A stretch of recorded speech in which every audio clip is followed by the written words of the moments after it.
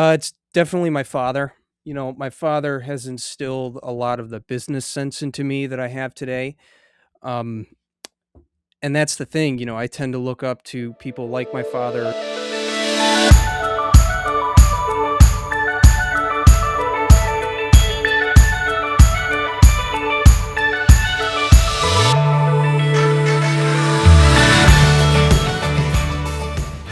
You are listening to the Lawns and Life podcast, the show built for DIYers who like to learn, grow, and have a little bit of fun along the way. I'm your host, Devin, the DIY lawn coach, and as always, thank you so much for coming back for another week. Well, guys, I am really excited. I've got a guest that's going to join me on the podcast today, Jake, the Lawn Kid. Jake, how are you, buddy? Thank you so much for being here. I'm doing fantastic, Devin. Thank you so much for having me. Well, man, I know you're busy. We've got a lot of snow on the ground. I'm sure you do too. So, I'm sure you've got things going on outside of just lawn care, right? So, what have you been up to, man? So we've been up to quite a bit. There's a saying, there's got to be snow on the ground before you get boots on the ground. And we've been pretty busy getting ready for the springtime. We're hoping for a very big year. We're looking to hopefully double the clientele. Last year, we doubled from 75 to 150 spray clients in the local spray business. And this year, we're looking to do that again, getting to 300.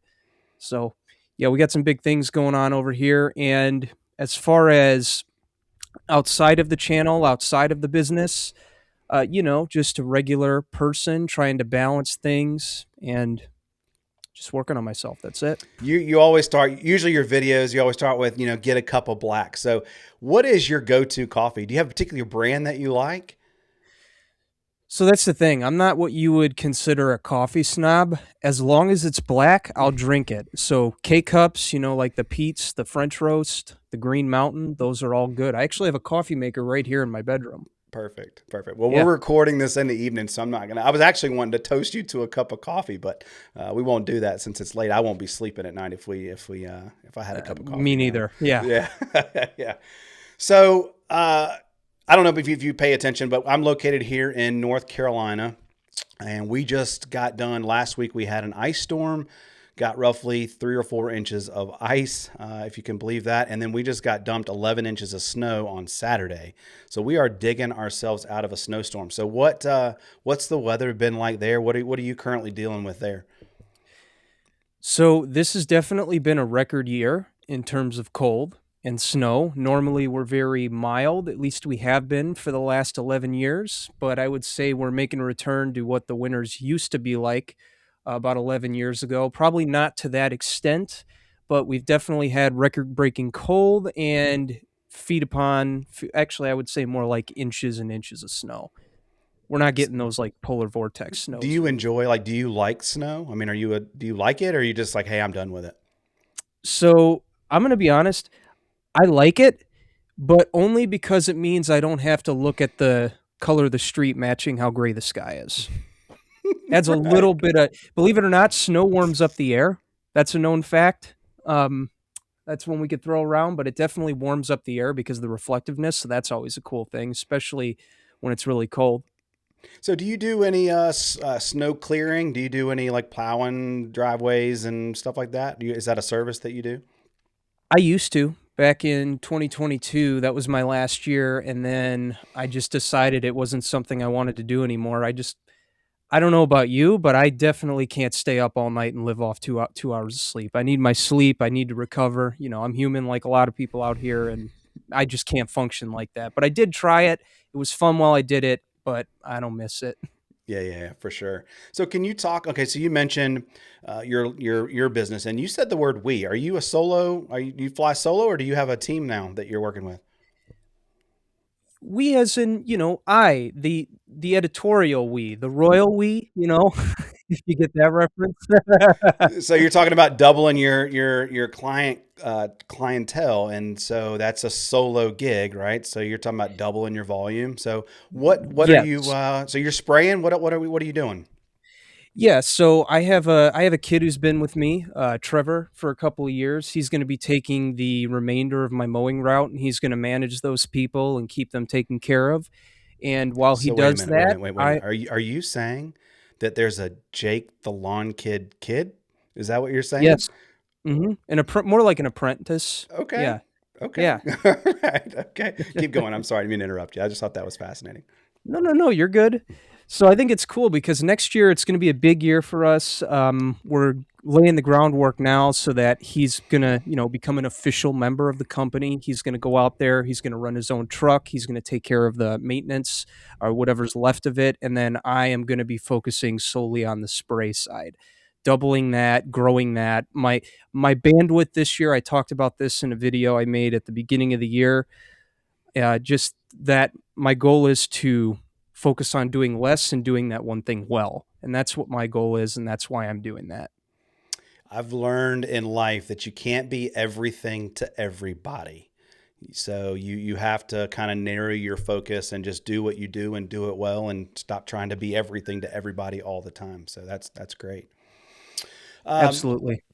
so I want to talk to you about something. About 10 or 15 years ago, I would have called that the golden age of YouTube, right? Hmm. You had folks like Castleberry and Connor Ward. You had George with Princess Cut Lawns and Grass Daddy. And I would certainly consider you and Alan part of that scene. So what was that like? What was it like to? I mean, because that was like the heyday of what I would call the YouTube, right? The YouTube lawn care scene. So what was that like? It was a very different time. I'll just put it that way. You know, I would say back then, there was definitely a lot more people in it. And over the years, a lot of people just kind of drifted away onto their own thing. So more in their own segmented niche now, or not even making anything anymore. So I would say it's definitely a lot quieter now in terms of that. But Why do you think that? I made a video at the end of last year just talking about why lawn care YouTubers left. You know, all the guys that I just mentioned. You know, Connor's not really doing it anymore. Now there's a couple that still are around, but they're not like they used to be. So why do you think that is? What I know each one of them has their own story about why they left, but as a general blanket statement, why do you think that is? well, if I'm being 100% honest, I don't think they got into it to make a business out of it. I think they got into it while the trend was high. And as soon as the market shifted, they saw that this isn't something they want to pursue. Because when I came into it, I knew, living next to Al, that this was going to be a tremendous undertaking. I knew that I was going to be consistent and make videos, but I wasn't doing it because, hey, I want to be a YouTuber. I was doing it because I genuinely wanted to get into it and do it. And as it got bigger, I started turning it into a career, started my own business, all that stuff. And I just stuck with it because I'm a firm believer in the long game. Now, can I say that for everybody else? I can't really speak for them because I don't know what their goals are or where they were planning to go with their content. But I know for me, I have a trajectory, I have a path. Does it change every couple of years? Sure. But I know where I want to be like 10, 15 years from now. I don't know if that was the case for them.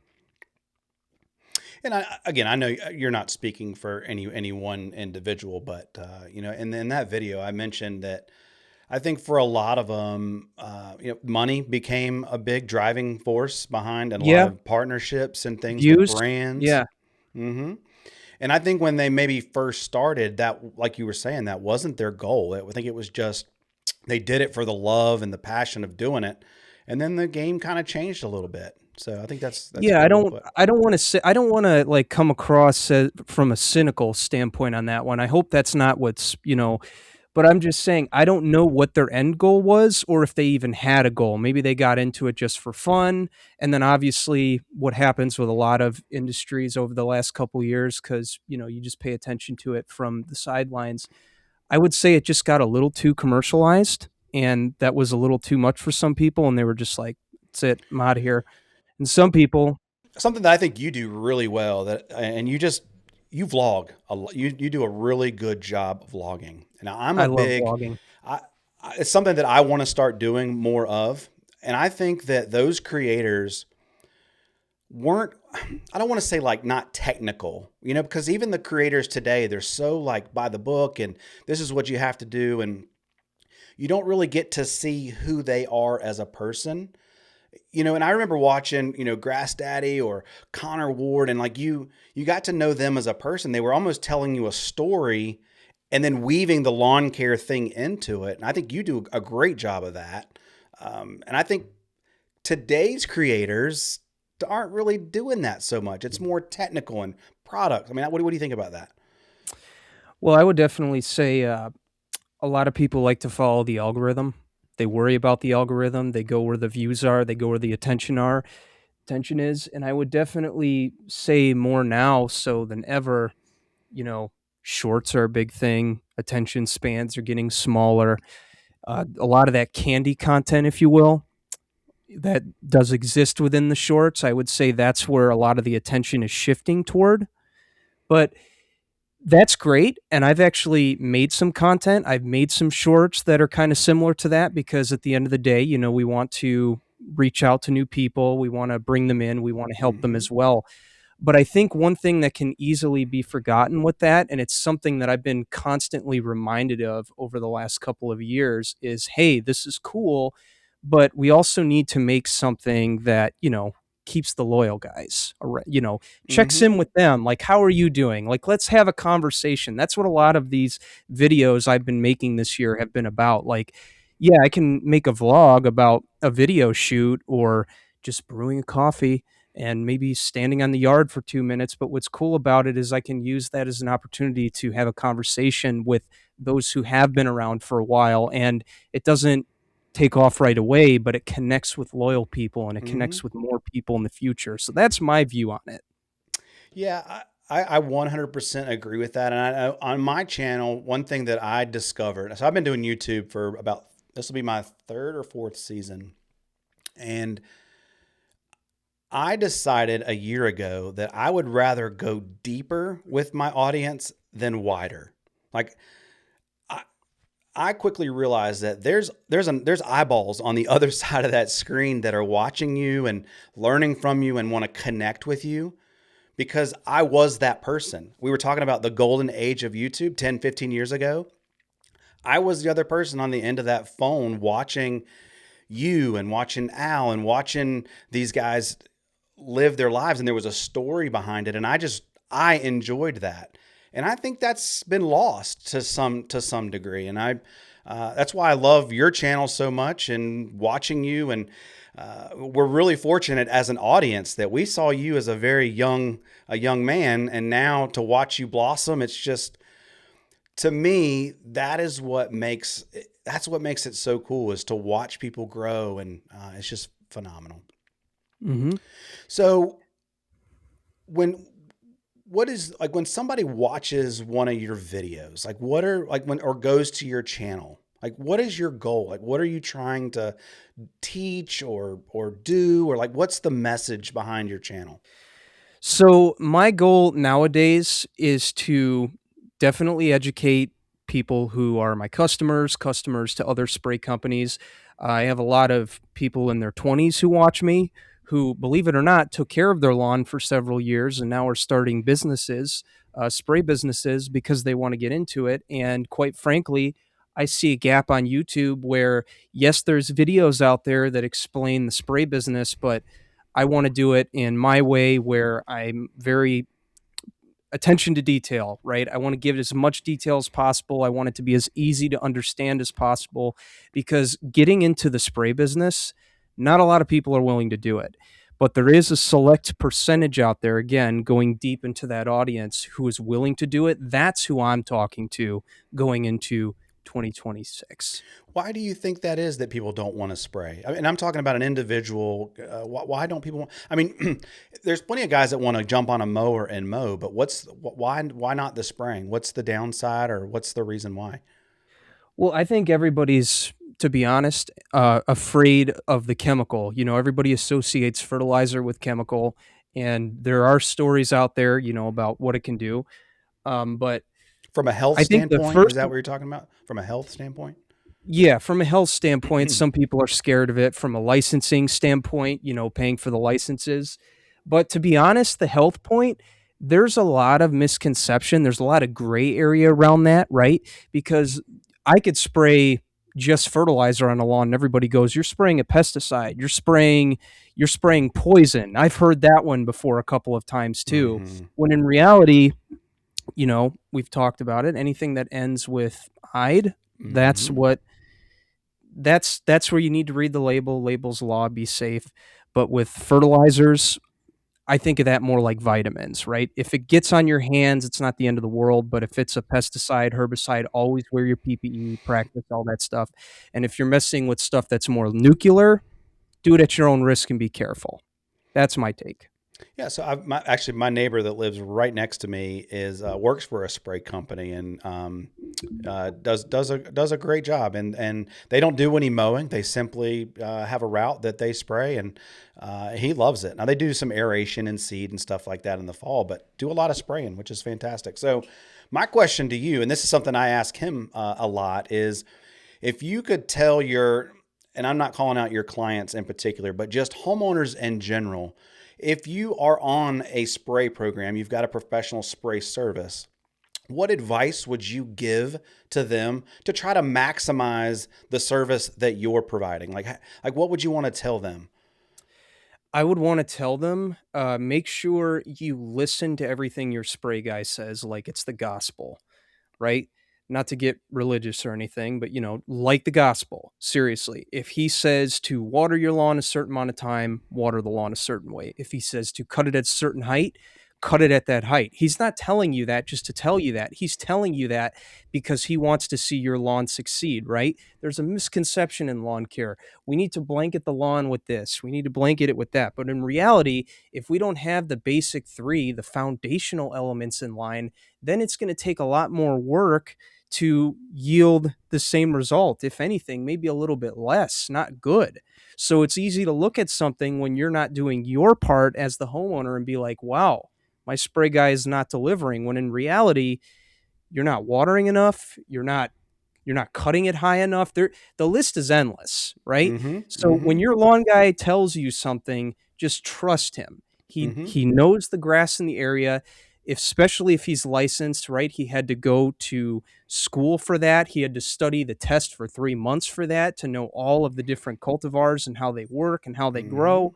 So when he tells you to do something, trust it like the gospel. Mm-hmm. He will never steer you wrong. Yep, and that's almost exactly what my neighbor Philip talks about, because he'll have customers that will call in and say, that they're having a problem with a particular weed. He'll come out and spray it. Then the next day they mow it, or they'll mow, and he's like, "I told you not to mow. That weed control that we're trying to spray for needs to sit on there for 24 to 48 hours, and then you came back and you mowed." So that's a great point. Listen to what we're saying. We're trying to help you. We're providing a service to you to get you the best looking lawn. So just listen.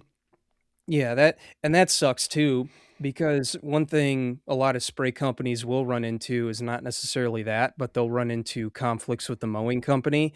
Now, that's not something I try to fight. If that's how the scheduling works, that's just how the scheduling works, right? If we have to spray the lawn again, we will. It is what it is, but normally our stuff is very well optimized, I guess I would say, that even if it was mowed minutes after spraying, we still have pretty decent results on the lawn. So we kind of go by eye on that. But yeah, it's just one of those things you can't always control. You just got to deal with it. Well, I like what you said there. You just don't fight it, right? You just kind of, Right. you just, It's you can either beat nature your of the head beast. against the wall or you can deal with it. Yeah, for sure. Yeah, because at the end of the day, lawn care is not going to be it's not going to be perfect, right? There's going to be if you're not doing everything for that client, you just need to accept like this is the nature of the beast, right? Maybe the lawn might get cut a day after I treat it, the same day. I can't always bend my schedule though to, accommodate that. Yeah, If they for cut it sure. the same day they do, unfortunately, that's the reality if you're looking to scale, right? But nature of the beast. Yeah. So kind of, I'm going to switch gears up on you a little bit because we're Sure. talking about work, but how do you relax? Like what the Jake that isn't working all the time? Like how do you cut loose, or what's a fun day for you? Like what does that look like? So really at the end of the day, I'm just somebody outside of my content and my business who just values balance and clarity, right? I like simple things. I like structure. I like taking photos. I like curating my Instagram grid. I've always been into photography and video as a kid. So I grew up with that, was able to tell stories about lawns with that too as I was a younger kid mowing lawns. That's how the story goes. I like to play golf, right? Okay. I have a I have a girlfriend I like to spend time with. We like to cook. We like to cook together. We like to cook a lot of red meat, steaks, chicken, all that stuff. Yeah. And I also take fitness very seriously. I like to hit the gym a couple days a week, 4 or 5 days a week. And yeah, at the end of the day, just a regular person, just seeking balance and clarity these Yeah, days. yeah. You sound like you're a 60-year-old man, So that's phenomenal. Have you been told that before? That you're older than you seem or something? Has All the anybody ever told time. you that? Yeah. All the time. Yeah. Well, I actually get that too. And I don't know if you know this, Jake, but I'm a chef by trade. I went to culinary Awesome. school, and Al and I had a great, because Al's really big into the culinary world too. So, Yeah, he is. His one of his sons actually went to school to be a chef. yep, sure did. Yep. Yep. I And remember him.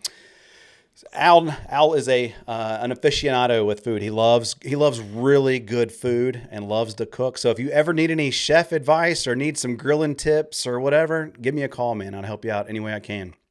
Absolutely. Hey, just as simple as sending a text message as to what you're grilling. That's always fun. Yeah, yeah, for sure. Send me some pictures and stuff, man. I'd love to see what you see Absolutely. see what you're doing. So what does lawn care mean to you? Generally speaking, like what is lawn care provided you? Like what does it mean to you? So for me, it's really about stewardship. It's taking something that gets ignored and over time just figuring out how to make it better.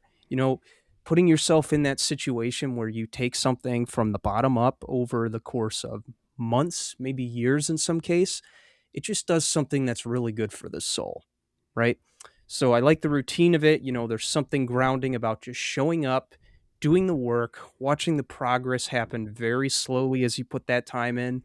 So it's not great. It's not instant gratification. Let's not hide behind that. And I think that's why it sticks with me very well. I I love the thing that I love about lawn care is that some of it's instant gratification, like the mowing and the edging and stuff, but For sure. some of it's not. I mean, you're putting in work now slowly over time and building something that you can be proud of, um, and you're beautifying the land, which is also Hmm. important as well. So, well, that's just great. Um, And Go ahead. go ahead. And here's another thing, if I may add. The cool thing about lawn care too is there's so many different ways to skin a cat with it, right? Like the reason I say months and maybe years is because one thing in the pro world we often deal with is the variation of budgets, right? So if we have a client that's willing to, you know, get the whole ball of wax, get their lawn aerated, overseeded, we can have a lawn looking pretty good in a couple of months to a year tops. Whereas if they're just doing the program, we have tons more challenges there and it might be a much longer road to recovery. So that's why I wanted to preface on the instant gratification thing from my standpoint as somebody who goes out there every day and sprays 15 to 20 lawns at a time. I think that even though, you mentioned the professional world of budgets, I think, DIYers have budgets too that they're trying to Oh, have, absolutely. they're trying to have the nicest looking lawn within the budget. But I think we have to set realistic expectations too. Um, because even if you have, a professional budget and somebody who's willing to do the pre-emergent and the weed control and, the biostimulants and all those things as that package, they still want a nice looking lawn, regardless of how much they're willing to spend. And I think DIYers kind of live within that same world, trying to have a nice looking lawn within a budget. Yes, absolutely. And sometimes when you are trying to be budget friendly, it's just the hard truth. It's going to take longer. It's going to take longer than a year because aerators, they cost money. Seed costs money. And if it's not in your budget, you got to rely heavily on your cultural practices and your program, hence the reason it could take longer than a year. So something else that I wanted to ask you too was we were talking about the golden age of YouTube, and what what was it like living next to Al? Like what was that like being his neighbor? Is he as crazy? Was he as crazy as people, as he looked on camera and stuff? Probably 10 times more. But honestly, yeah, it was a great time being neighbors. Anytime I needed him to help me with anything in the very beginning, he was always there at the drop of a hat. So that was cool. But at the end of the day, it was honestly less about being taught and just more about being exposed to somebody of that caliber. Like he Mm-hmm. knew what he wanted to do and he just went out and did it. And I got to see the consistency of what that looked like over a long period of time, just knowing him, even after he left. So I thought that was really cool.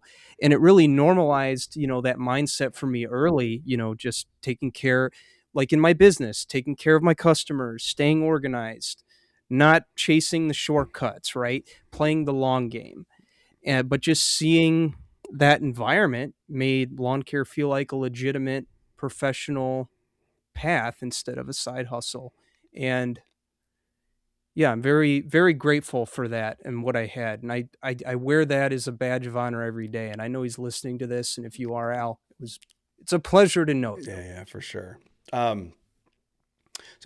outside of Al though, are there other people that maybe, and then outside of lawn care, that maybe you look up to or that you idolize, or is anybody that sticks out in your mind that, for me, it's my mom. I have a great relationship with my mom, and I idolize her. So is there anybody in particular in your life that, that you idolize or Oh yeah. look up to?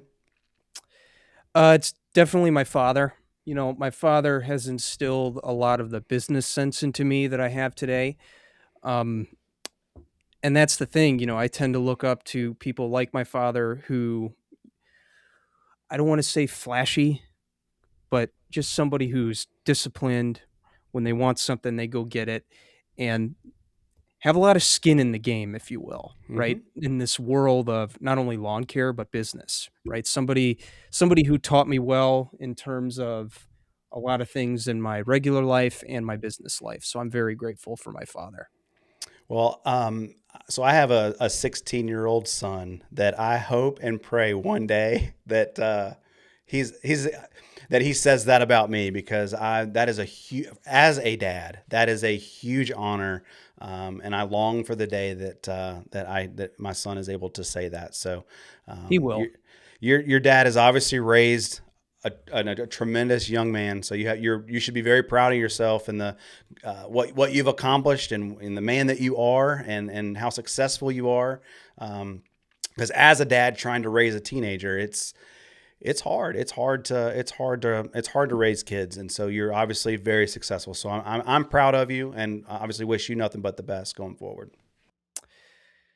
Absolutely, Devin. I appreciate that. Does your dad, does he have a saying or anything that kind of sticks out to you? Maybe one that he says all the time, or something that as a child when you were growing up? Mind over matter, player. And That's what he says. what does that mean to you? So what does that mean to me? Well, it just means that if I'm weighed down by the nature of the grind or whatever, I just remember mind over matter, put your head down, get it done.